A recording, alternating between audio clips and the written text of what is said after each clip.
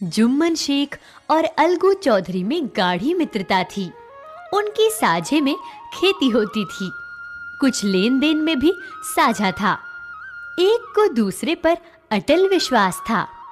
जुम्मन जब हज करने गए तो अपना घर अलगू को सौंप गए थे और अलगू जब कभी बाहर जाते तो जुम्मन के भरोसे अपना घर छोड़ जाते थे। उन दोनों के विचार आपस में मिलते थे। उनकी मित्रता की शुरुआत तभी से हुई थी जब बचपन में उन दोनों को जुम्मन के पिता जुमराती शिक्षा प्रदान किया करते थे। जुम्मन शेख की एक बूढ़ी खाला मौसी थी। उनके पास थोड़ी सी जायदाद थी, परंतु उनके निकट संबंधियों में कोई न था। जुम्मन ने लंबे लंबे वायदे करके वह जायदाद अपने नाम लिखवा ली। जब तक दान पात्र की रजिस्ट्री न हुई थी तब तक खाला जान का खूब आदर सत्कार किया गया। उन्हें खूब स्वादिष्ट खाद्य पदार्थ खिलाए गए। रजिस्ट्री की मुहर लगते ही जुम्मन शेख का स्वभाव बदल गया। जुम्मन की पत्नी करीमन रोटियां देने की बजाय कड़वी बातें सुनाने लगी। कुछ दिन तो खाला जान ने सब कुछ सुना, पर जब सहा न गया तब जुम्मन से शिकायत की। लेकिन जुम्मन ने गृह स्वामिनी के प्रबंध में दखल देना उचित न समझा। कुछ दिन तक यूं रोध होकर काम चलता रहा। अंत में एक दिन खाला ने जुम्मन से कहा, बेटा, तुम्हारे साथ मेरा निर्वाह न होगा।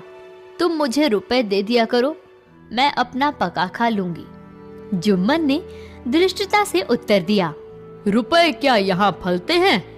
खाला बिगड़ गई। उन्होंने पंचायत करने की धमकी दी। जुम्मन बोले, हाँ, जरूर पंचायत करो, फैसला हो जाए। मुझे भी रात दिन की खटपट पसंद नहीं। पंचायत में जीत किसकी होगी, इस विषय में जुम्मन को कुछ संदेह न था। एक दिन संध्या के समय एक पेड़ के नीचे पंचायत बैठी। जुम्मन शेख ने पहले से ही सारा प्रबंध कर रखा था। पंच लोग बैठ गए तो खाला ने कहा, पंचों, आप लोग जानते हैं कि आज 3 साल हुए मैंने अपनी सारी जायदाद अपने भांजे जुम्मन के नाम लिख दी थी। जुम्मन ने रोटी कपड़ा देना कबूल किया था। इतने सालों तक तो मैंने इसके साथ रो धोकर समय काटा, पर दिन रात का रोना सहा नहीं जाता। मुझे न पेट की रोटी मिलती है न तन का कपड़ा। बेबस बेवा हूँ। आप लोग कुछ राह निकालो तो उसी राह पर चलूं। मैं पंचों का हुक्म सिर माथे चढ़ाऊंगी। पंच किसे बनाया जाए, इस प्रश्न पर जुम्मन शेख और खाला जान में कहा सुनी हो गई। अंत में खाला ने कहा, बेटा, पंच न किसी के दोस्त होते हैं न दुश्मन। मैं तुम्हारे मित्र अलगू चौधरी को ही सरपंच मानती हूँ। जुम्मन शेख मन ही मन खुश हो गए।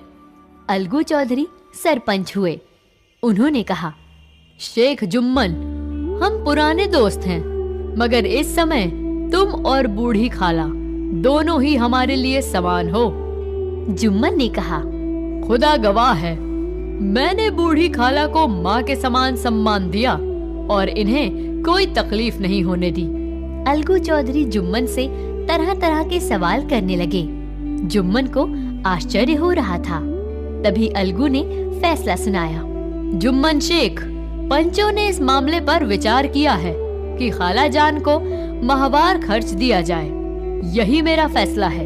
अगर खर्च देना मंजूर न हो तो रजिस्ट्री रद्द समझी जाए। फैसला सुनते ही जुम्मन शेख सन्नाटे में आ गए। उन्हें अलगू से ऐसी उम्मीद नहीं थी। इस फैसले ने अलगू और जुम्मन की मित्रता की जड़ को हिला दिया। जुम्मन मन ही मन इस फैसले का बदला लेने की प्रतीक्षा करने लगे। उन्हें ऐसा अवसर जल्दी ही मिल गया। अलगू चौधरी 2 बैल खरीद कर लाए थे। उन बैलों में से एक बैल मर गया तो उन्होंने दूसरा बैल गांव में समझू साहू के हाथ बेच दिया। उसने 1 महीने में दाम चुकाने का वादा किया था।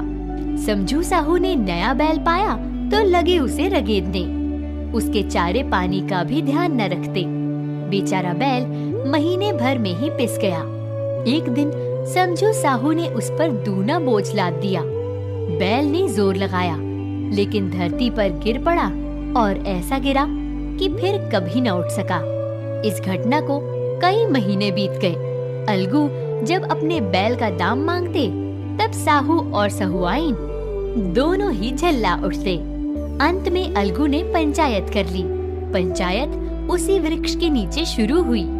गांव में रहने वाले रामधन मिश्र ने कहा, चौधरी बोलो, किसको सरपंच मानते हो? अलगू ने कहा, समझू साहू ही चुन ले। समझू ने जुम्मन को सरपंच चुना तो अलगू का कलेजा धक धक करने लगा, लेकिन उन्होंने स्वीकार कर लिया। जुम्मन जब सरपंच के आसन पर बैठे तो उनके अंदर जिम्मेदारी का भाव पैदा हुआ। उन्होंने सोचा, मैं इस वक्त इंसाफ और सब्र के सर्वोच्च आसन पर बैठा हूँ। मेरे मुंह से जो निकलेगा वह खुदा की जुबान होगी, अतः मेरा सत्य से डिगना उचित नहीं है। दोनों पक्षों की बात सुनने के बाद जुम्मन ने फैसला सुनाया, अलगू चौधरी और समझू साहू, पंचों ने तुम्हारे मामले में अच्छी तरह विचार किया। समझू के लिए उचित है कि वह बैल का पूरा दाम दे। जिस समय उन्होंने बैल लिया था उस समय उसे कोई बीमारी न थी। बैल की मृत्यु केवल इस कारण से हुई कि उससे काम अधिक लिया गया और उसके दाने पानी का ध्यान नहीं रखा गया। अलगू चौधरी फूले न समाये और जोर से बोले, पंच परमेश्वर की जय। थोड़ी देर बाद जुम्मन अलगू के पास आए और उनसे लिपट गए। अलगू रोने लगी। दोनों के दिलों का मैल धुल गया। मित्रता की मुरझाई लता फिर से हरी हो गई।